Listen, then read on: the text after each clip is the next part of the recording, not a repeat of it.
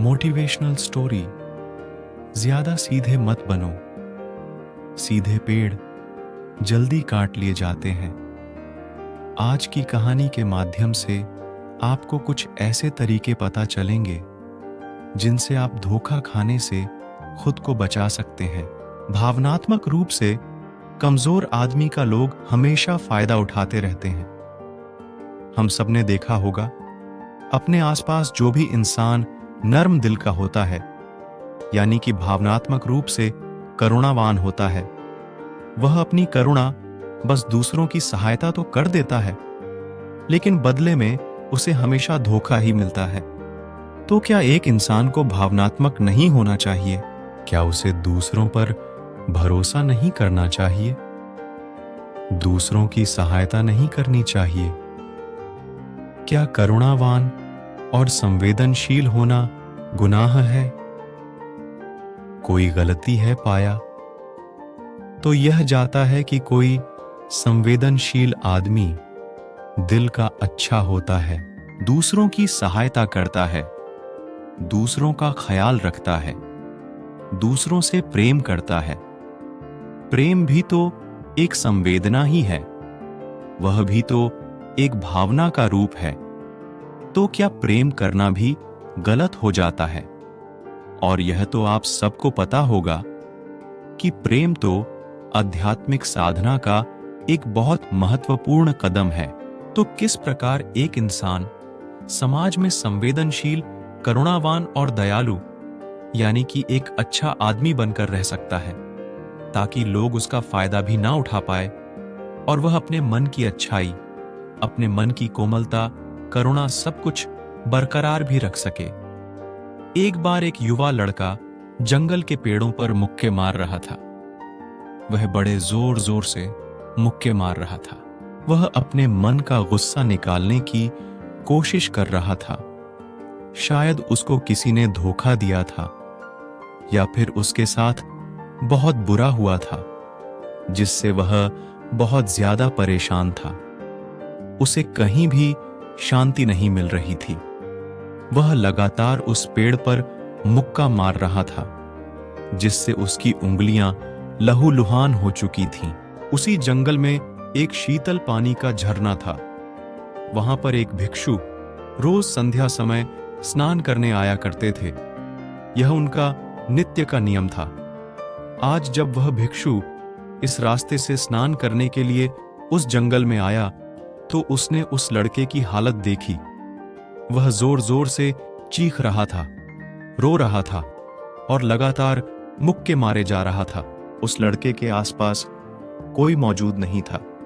इससे उस भिक्षु को युवक की चिंता होने लगी। उसने सोचा कि कहीं मैं इसे ऐसे ही छोड़ दूं और कहीं ये आत्महत्या कर ले। तो ऐसे विचार आने के बाद भी वह कुछ नहीं बोला और लगातार उस युवक की तरफ देखे जा रहा था। भिक्षु एकदम चुपचाप खड़ा हुआ था। उसने युवक से कुछ नहीं बोला, कुछ नहीं कहा, बस वह उसको लगातार देखता रहा। कुछ देर तक तो उस युवक ने उस भिक्षु को नजरअंदाज किया, लेकिन कुछ देर बाद उसे अजीब सा लगने लगा। उसने सोचा, ना तो यह मुझे रोक रहा है और ना ही कुछ कह रहा है। यह तो बस मुझे देखे जा रहा है। इसका क्या मतलब है? बड़ा अजीब आदमी है। ऐसे ही विचार उस लड़के के मन में उठने लगे थे। जब कुछ देर बाद भी वह भिक्षु कुछ नहीं बोला, तो लड़के ने अचानक से उससे पूछा कि महाशय, आप अपने रास्ते क्यों नहीं चले जाते? आपको क्या मतलब? आप खड़े हुए मुझे देख क्यों रहे हैं? भिक्षु ने बड़े शांत स्वर में कहा कि मैं तुम्हें रोक नहीं रहा हूं, तुमसे कुछ कह नहीं रहा हूं, तो मुझसे तुम्हें क्या परेशानी है? मेरे ही तरह है यह पेड़ पौधे, यह पक्षी, यह सब तुम्हें तो देख ही रहे हैं। जब इनसे तुम्हें कोई परेशानी नहीं है, तो मुझसे क्यों परेशानी है? यह सुनकर और लड़का जोर से चीख कर बोला, मुझे सबसे परेशानी है।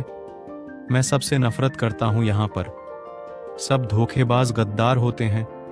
कोई किसी का नहीं होता इस दुनिया में। और इस तरह बोलते बोलते वह फूट फूट कर रोने लगा और रोए जा रहा था और भिक्षु उसे देखे जा रहा था। वो उसे चुप करने की कोशिश भी नहीं कर रहा था। यह बात तो उस लड़के को और ज्यादा अजीब लगी। अब रोना छोड़कर उस लड़के ने सीधे खड़े होकर उस भिक्षु से कहा, बड़े अजीब आदमी हैं आप। आपके सामने कोई इंसान रो रहा है, दुखी है, परेशान है, और आप उसे चुप भी नहीं करा सकते। आपके मन में बिल्कुल भी संवेदना नहीं है। बड़े अजीब और कठोर हृदय वाले साधु हैं। आपको अपने साधु होने पर खेद होना चाहिए। और ऐसे ही ना जाने क्या क्या जली कटी बातें वो युवक उस भिक्षु को सुनाने लगा। कुछ देर बाद जब युवक की सारी भड़ास निकल चुकी थी, तब भिक्षु ने बड़े ही शांत स्वर में कहा कि आज मैं तुम्हें कंधा दे सकता हूं, तुम्हारे आंसू पोंछ सकता हूं, लेकिन इससे तुम्हारी समस्या का समाधान नहीं होगा। कुछ देर के लिए तुम्हारा मन बहल जाएगा, बस उसके बाद वही जिंदगी, वही लोग जो तुम्हें आज कंधा देने के लिए भी तुम्हारे पास नहीं है। फिर से तुम उसी जिंदगी में लौट जाओगे।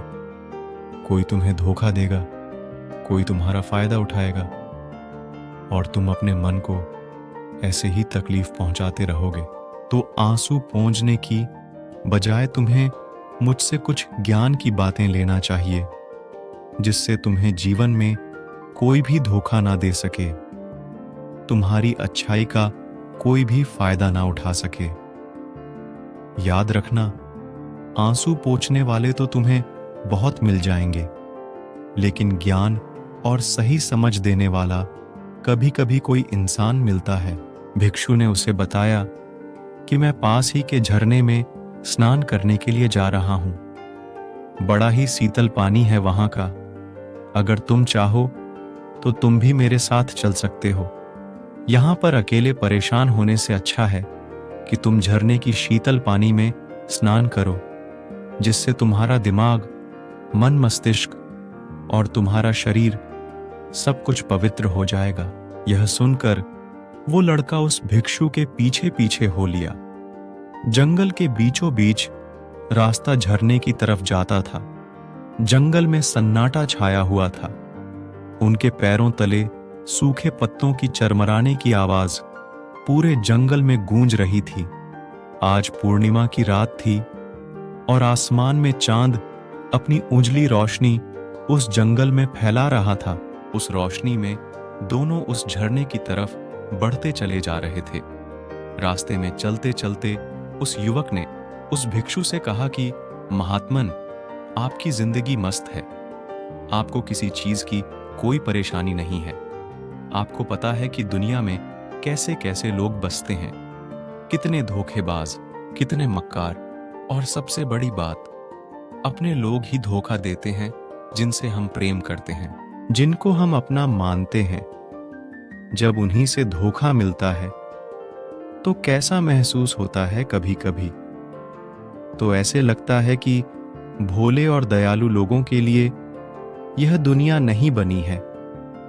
ये धोखेबाजों के लिए है, मक्कारों के लिए है। वही यहां पर फलते फूलते हैं, वही आनंद से जीते हैं। और हमारे जैसे लोग जो दूसरों की सहायता करते हैं, दूसरों को अपना मानते हैं, वह हमेशा जीवन भर दुख में रहते हैं। यही जीवन की सत्यता है और यही संसार है जिसमें हमें रोज घुट घुट कर मरना पड़ता है। आपने सही किया, ऐसे जिंदगी को त्याग दिया, पीछे छोड़ दिया। अब बस अपने में मस्त, किसी से कोई परेशानी नहीं है, किसी की कोई चिंता नहीं है।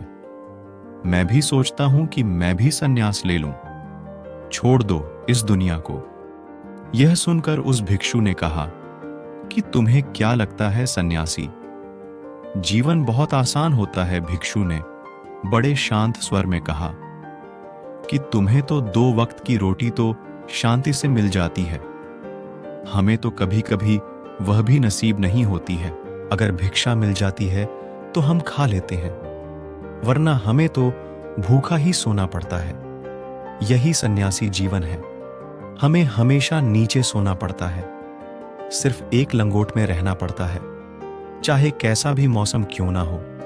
तो यह सब तुम्हें आसान लगता है, तो तुम भी सन्यासी बन जाओ। युवक ने कहा कि आप कहते तो ठीक ही हैं, संघर्ष तो दोनों तरफ है, सांसारिक जीवन में भी और सन्यासी जीवन में भी।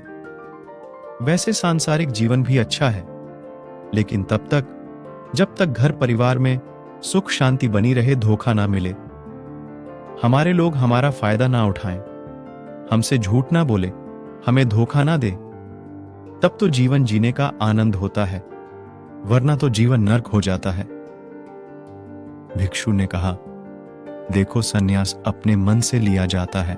जब हमारा मन कहता है कि हमें सन्यास के मार्ग पर सफलता हासिल करनी है, आगे बढ़ना है, तो ही सन्यासी जीवन सफल हो पाता है। लेकिन तुम अपने घर से परेशान होकर, दूसरे लोगों से परेशान होकर सन्यासी बनना चाहते हो, तो तुम्हारा सन्यासी जीवन भी कभी सफल नहीं होगा। इससे अच्छा तो तुम सांसारिक जीवन में अगर कुछ तरीके, कुछ नियम अपनाओ, तो दूसरे लोग तुम्हें धोखा नहीं दे पाएंगे।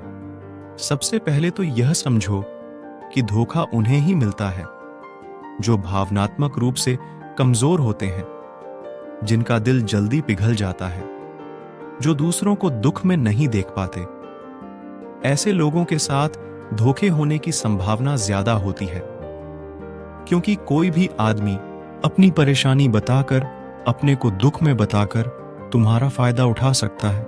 क्या पता वह झूठ बोल रहा हो, वह दुखी होने का अभिनय कर रहा हो, लेकिन आपको तो सच ही लगेगा। और उसके बाद कुछ समय बाद आपको पता चलता है कि आपके साथ धोखा हो गया। उसके बाद आपका मन अंदर से टूट जाता है। इसीलिए सबसे पहले बात ध्यान रखना कि किसी भी व्यक्ति को यह एहसास मत होने दो कि तुम भावनात्मक रूप से कमजोर हो, अंदर से तुम्हारा दिल नर्म है। अगर उन्हें यह कमजोरी आपकी पता चल गई, तो वह कोई ना कोई जाल रचकर आपका फायदा उठाने की जरूर कोशिश करेंगे।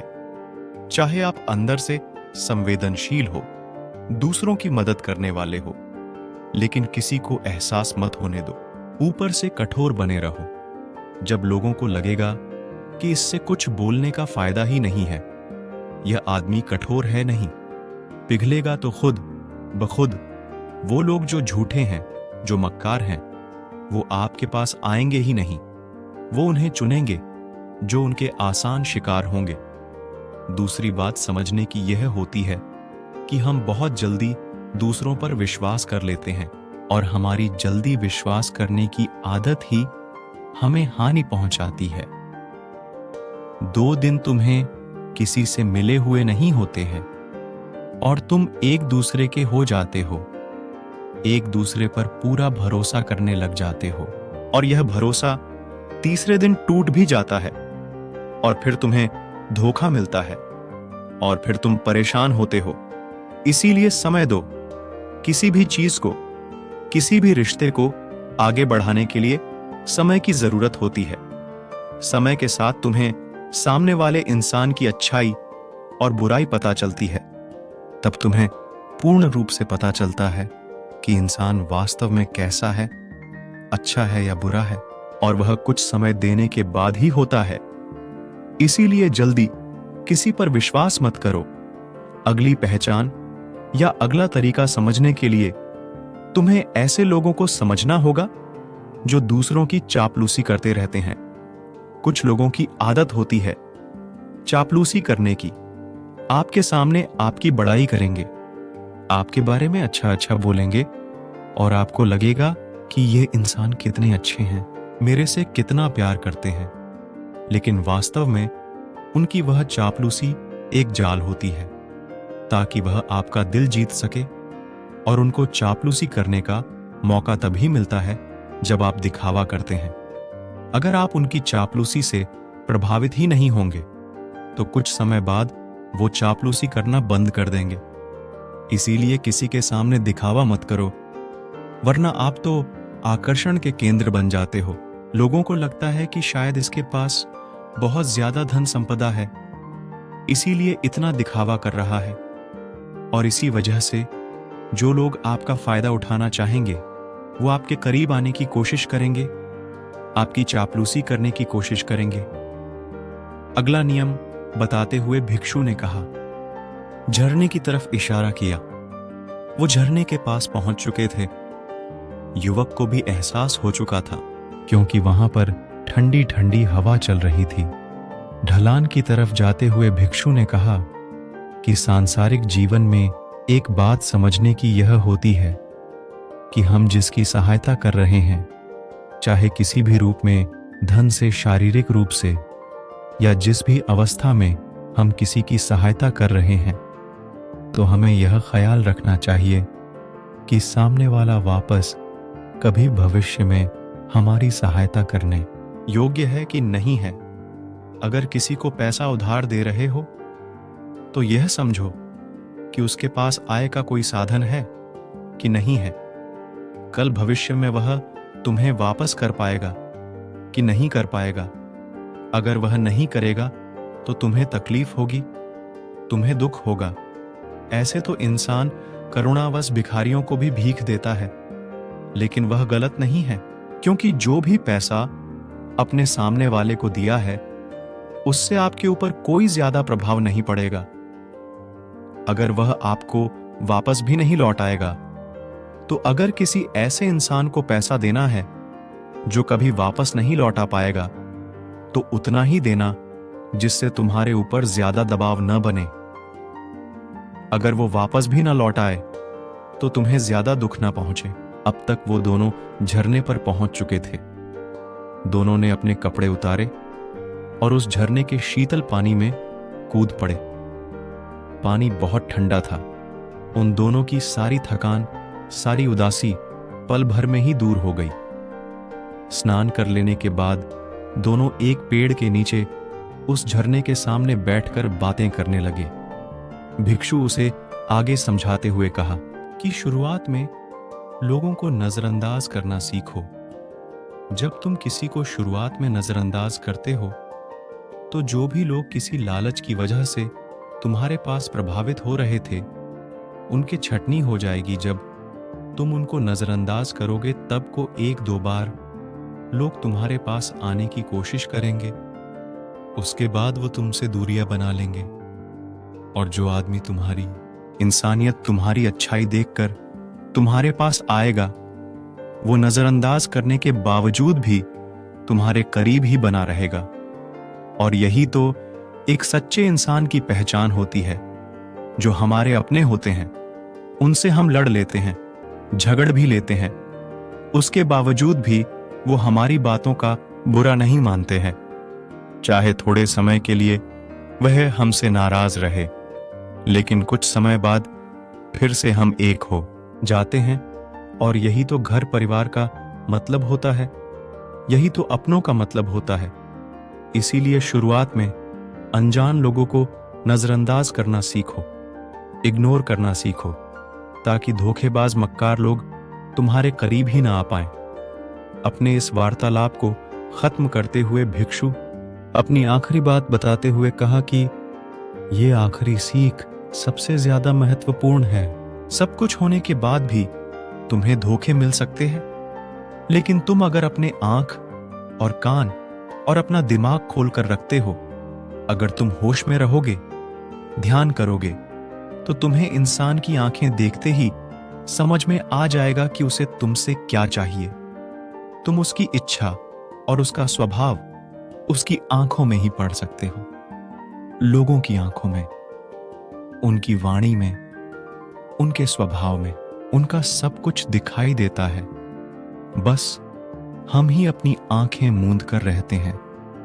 दूसरे लोगों से जानो, उसके रिश्तेदारों से जानो, उसके परिवार वालों से जानो कि वह इंसान कैसा है, दूसरों के साथ उसका व्यवहार कैसा है। उसकी पड़ताल करो। जब किसी पर विश्वास करो, ऐसे ही किसी पर विश्वास मत कर लेना। अपनी पूरी संतुष्टि करना।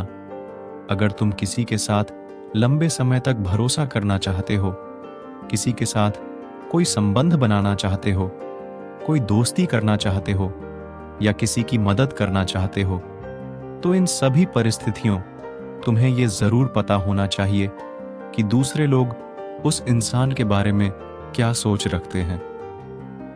इसके बाद तुम जीवन में कभी भी धोखा नहीं खाओगे और तुम्हें कभी भी धोखे की वजह से पछताना नहीं पड़ेगा।